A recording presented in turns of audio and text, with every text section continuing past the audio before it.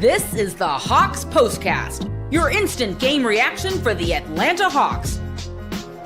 Part of the Locked On Podcast Network, your team every day. Welcome to the HAWKS POSTCAST, your home for the best Atlanta Hawks talk. It's quick hitting local insight after every game. You can't get anywhere but right here at Locked On. I'm your host, Tanisha Batiste. Alongside me is NBA and college basketball analyst Deshaun Tate. The HAWKS POSTCAST is part of the Locked On Podcast Network, now the #1 sports podcast network. And nope, wasn't an April Fool's prank at all that the Hawks started the month with a win and a sweep of the Orlando Magic. We'll talk about how they continue to be the team we saw finish with the best record in the Eastern Conference in March 2026 with the 130-101 win tonight. And listen, it starts with Nickeil. He scored 22 of his 32 points in just 16 minutes tonight. He's actually scored 73 points in about 7.5 quarters against the Orlando Magic this season. But all in all, what he did tonight is why Nickeil Alexander-Walker is our player of the game. This is the Locked On Player of the Game.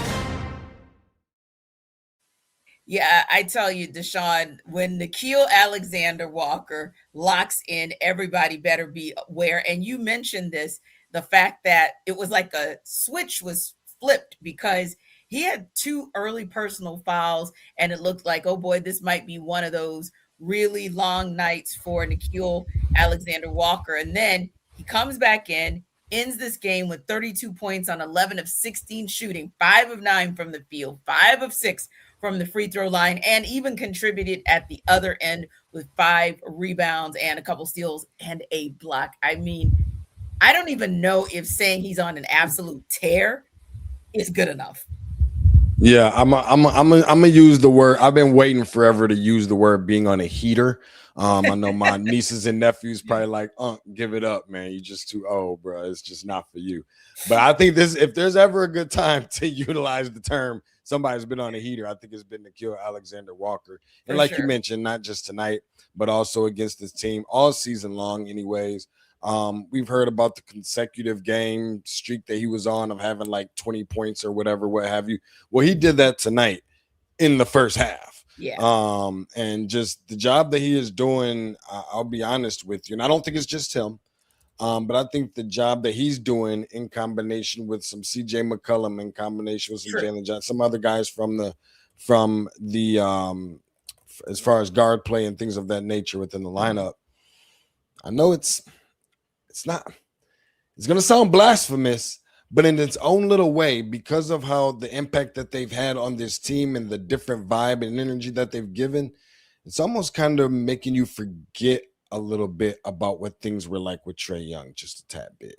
Like it gives it just kind of a different feel. Not all about better, not about worse, it's just about consistent and having a feeling, a different, just a good different, obviously. And so like you said, picked up that those early fouls, and just obviously a huge plus for him on the defensive end of the ball as well. You talked about the 3 steals that he had, but even more so being plus 28 and the team being plus 28 while he's been in competition on tonight, seeing action on the floor. And I mean,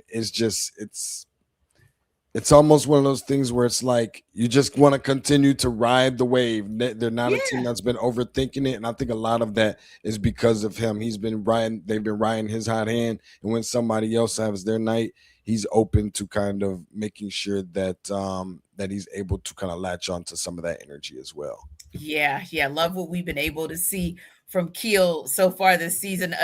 We say it often, but it's because it bears repeating that the Hawks have once again found a jewel in him, just the way they found a jewel in Dyson Daniels that we never could have expected would have risen to this level of play. But here we are. And speaking of play, you said that your take on this Hawks Magic game tonight is that the Hawks play, that's what did the talking.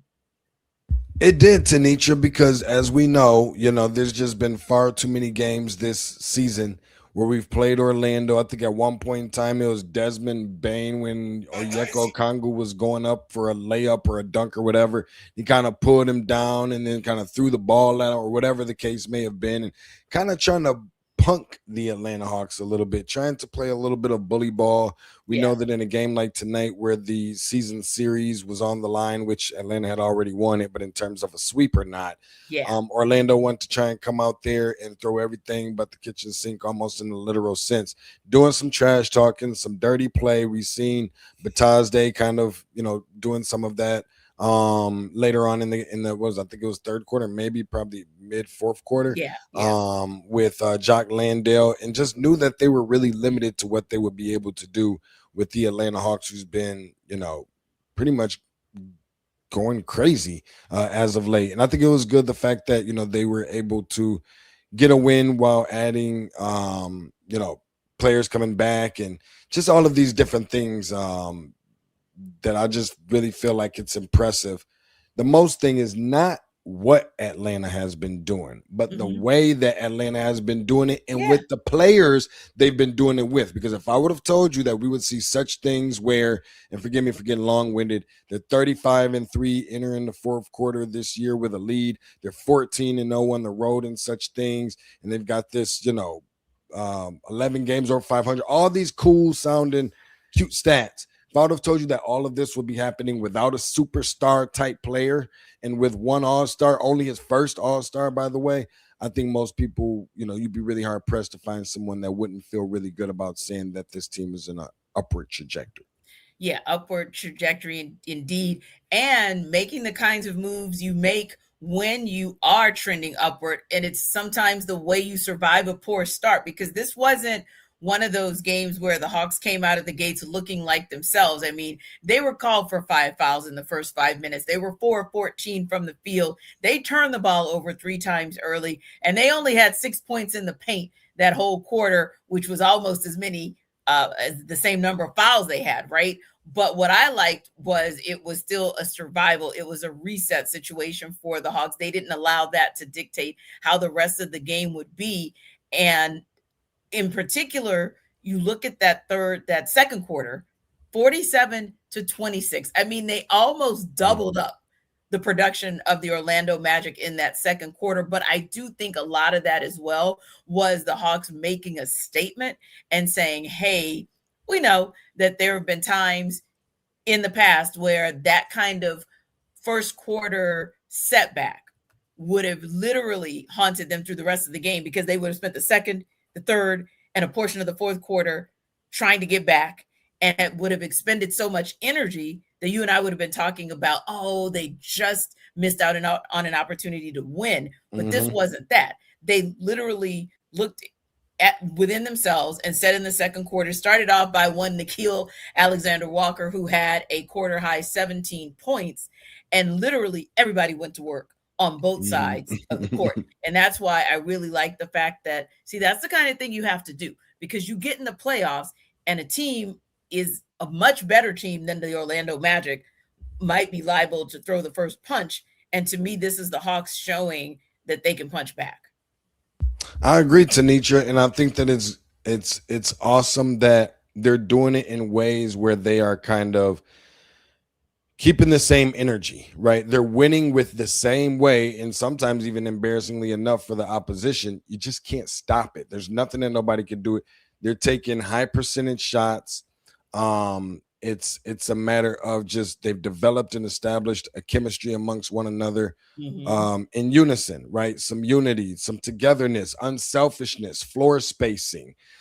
Communication has been really good between them. It's been just kind of free flowing, and they're not really overthinking. They're just playing their game and being okay with winning and losing, whatever the case that may be. But as long as they're sticking to their core values, I guess is what I'm trying to say, their of identity. How they play basketball, their identity. And it's good to be able to say that this team has one. There always hasn't been a case where we always, didn't have to question if they have one. And if they had one, which one was it? And if we did know which one it wasn't always a positive.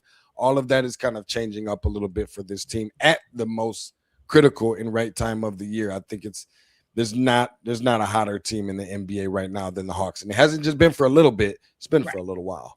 Oh, yeah. Because when you have the best record in the Eastern Conference for the month of March, and then you start April picking up where you left off, and you got quality wins during that time, and then for a stretch of time, you've had the third most wins across the entirety of the NBA. Yeah, that's not just a fluke. And one of the things that we knew was that this was possible because we knew the Hawks had the easiest back half of the schedule. But again, you can have an easy back half of the schedule, but you still have to show up and show improve and actually win those games. That's right. And did. So the Hawks also had an extended run and strong play by their supporting cast. That was huge tonight. And we'll talk about that next.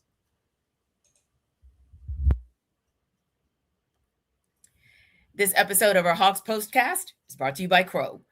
Spring is a natural reset point, and if there's one thing that can quietly cost business money, it's messy communication, missed calls, scattered texts, no clear thread of who said what.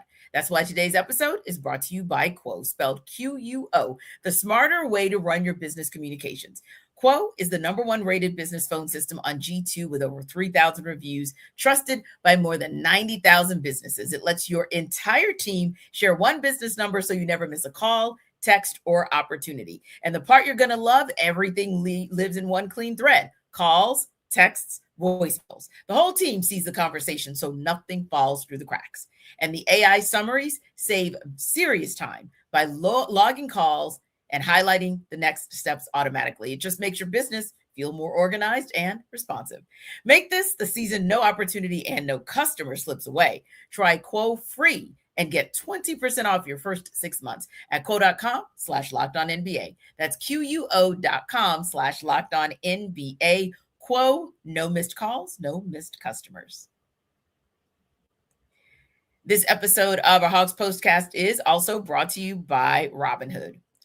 What if sports were traded like markets? Now you can put your sports IQ to work in real time with Robinhood prediction markets. It's not you against the house, it's you participating in a live market. You can buy or sell your positions live all game long. Use your sports knowledge in the moments that matter. Robinhood prediction markets changes the game. It's people moving the action. So when momentum shifts, you can move with it. You always knew, and I always knew the game, but never had a dynamic way to apply that knowledge. Now I can actually take part live in a market powered by people. You're no longer just a spectator. Play by play, you decide. Trade every play with Robinhood. Now available across the U.S. Download the Robinhood app now to begin. Futures and cleared swaps trading involves significant risk and is not appropriate for everyone. Event contracts are offered by Robinhood Derivatives, LLC, a registered futures commission merchant and swap firm. This episode of our Hawks Postcast is also brought to you by Game Time. There's nothing like being in an NBA arena, the crowd, the energy, the moment. Getting tickets, though? That part hasn't always been so simple. That's why Game Time has become the go-to app for scoring tickets fast without the hassle. It puts the advantage back where it belongs, with the fans. You can pull up the Game Time app, pick an upcoming NBA game, and you'll have tickets locked in within minutes.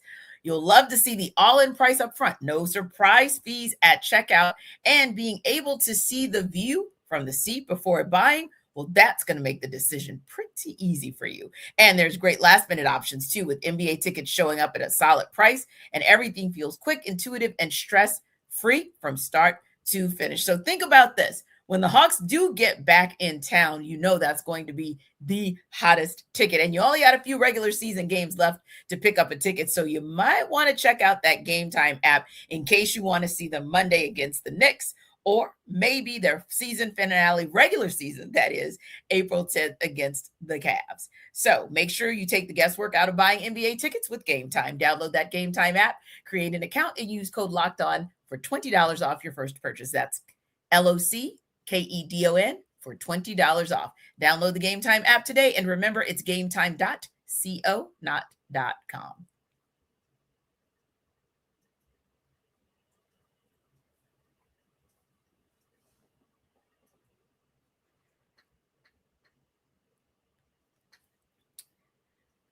So the turning point tonight, the Hawks, well, they were outscored 28-23 in the first quarter, but Didn't stop them. That's not where this game stopped at all. In fact, we talked about it. We alluded to it. And that's 28-25, by the way, in the first quarter. But it's what they did in the second quarter that was the turning point. Time to reveal where the game was won or lost. It's the turning point. What a turning point it was. The Hawks end up scoring 47 points in that second quarter, outscoring the Orlando Magic 47-26. To be exact, and they did it on an extended run that started off 21-4, and that's really where this game shifted, and the Hawks never looked back. Tanisha, this has been a team that has found a way to not only contribute putting together these long stretches and these long runs, not only that, but being able to keep them. But I think because there's been this balance of different guys that has contributed to it. You know, there's sometimes when the team goes on a run and you watch tonight's game, you would think like, wow, Nickeil Alexander's out here scoring all the points. On this particular run that they went on, everybody's contributing. CJ McCollum is hitting mid-range shots. Jalen Johnson's hitting mid-range shots. Jalen Johnson hitting threes. Jalen Johnson hitting mid-range shots. Onyeka Okongwu hitting a three. Yes. Dyson Daniels on both sides, turnaround spins, teardrops, 3-pointers for crying out loud. I don't know what's gotten into Dyson Daniels. It's just like it's a lot, all the togetherness. And this is where it makes it just that much more complicated. For the opposition, because you don't really know, it seems like it's relatively easy, maybe even if not to guard, but how to focus and laser focus in on who has the hot hand. Sometimes there's just not a hot hand, or there's multiple hot hands. Now it turns into a pick your poison type of situation where you're already struggling. Your best players are already struggling to score as well. Paolo Banchero, and there's nothing you can do to get stops, and the team that's scoring all the buckets are also getting stops too. It just adds the frustration. So that's where I think that a lot of this stuff, when we're talking about the bully ball and the dirty play and the trash talk and all this other kind of stuff, is stemming from, because it's one thing, and this is what's so funny, and I even noticed this about the run that the Hawks went on when they turned it from a 21-4 run that they went on, where the score was 44-42 in the second and then turned into 65-46, is that it's one thing when you're out there on the floor and somebody's just killing you, hitting shots on you and talking a bunch of trash to you. That's already bad enough. But I think that makes it so much more frustrating than I can imagine is the Hawks don't just naturally have those guys that jab at you like that. So it's even worse sometimes when someone's just can't miss a shot on purpose and they don't talk to you. And it's coming with a lot of silence, coming with a lot of quiet. You know that they're thinking it. You can see the wheels spinning in their head, but they're just not doing a lot of talking. Now, if you give them a reason to talk, we're having a different conversation. So I think sometimes that just adds to the frustration. I saw a lot of that going on tonight's game where it was like, hey, we just going to let our game do the talking. And they kind of did exactly that with that second quarter run. Yeah, I kind of like the way Antara Moody 575 said it. She said, we're doing an Oprah on every team. You get a foot, you get a foot, you get a foot. And I was like, yeah, it was some foot in the BTA. It was a whole lot going on with Hawks. That's all the way around. And like you said, that was one of the quarters where, yes, Nickeil Alexander-Walker led the way with his 17 points in that quarter to go along with, 17 points, 2 rebounds. And he also had 3 of 5 3-pointers made. And of course, he was perfect from the free throw line. And I say that because that was so consistent with what he's been able to do in leading the way. Most recent players, minimum 15 games, 20 plus points, 50, 40, 90 shooting in a month. That was Nickeil Alexander. Did those same things again tonight. And then the team followed suit. But to your point, it wasn't just him. It was not only Nickeil Alexander-Walker. It was also pretty much the rest of the starting lineup. But as far as an X factor goes and how this game really got out of hand, it was because the bench showed up at both ends tonight. So that whole unit was the X factor. It's time to reveal who made the biggest under the radar impact with today's X Factor. So it doesn't matter where you start.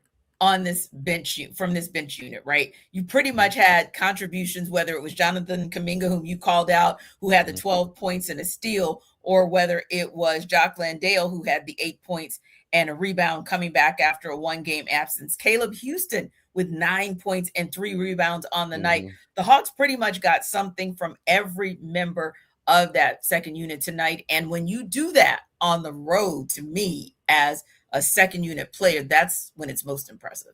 40 points out of the team's 130 for the Atlanta Hawks bench. Shooting, by the way, a combination of well over 50%.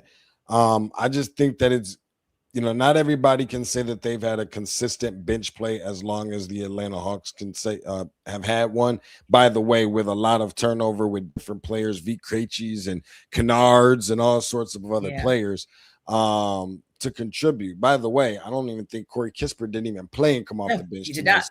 So from an efficiency standpoint, I think they've been doing a fine job. Jonathan Kuminga doesn't even play every single night. I mean, Zachary Sachet has been this has been the worst game that Zachary Sachet has had in quite some time, and he didn't even miss a shot. So, I mean, there's just so many different elements and layers to the onion for this team, specifically this bench. And even going back to your point talking about Nickeil Alexander-Walker, I know this is part of about the bench, but going back to your point about Nickeil Alexander-Walker, everybody praises this 50-40-90 narrative, which I think is awesome. The other day, Nickeil Alexander-Walker had a 50-40-100 where he didn't even miss a shot from the free throw line. And you know how happy that makes us. So, I mean, all of these things happening at the right time. I think the other night, Mohamed Gay just couldn't miss a shot. He had all these points. I just think that it's really a pick your poison situation. They're really formulating the exact definition of what a team really is and really about. And doing it at the right time. The Hawks Postcast is the #1 place to hang out after every game and is part of the Locked On Podcast Network, your team every day. So remember to like and subscribe to our YouTube channel. And for more on the Hawks, head over to Locked On Hawks with our guy, Brad Rowland. We'll see you next time.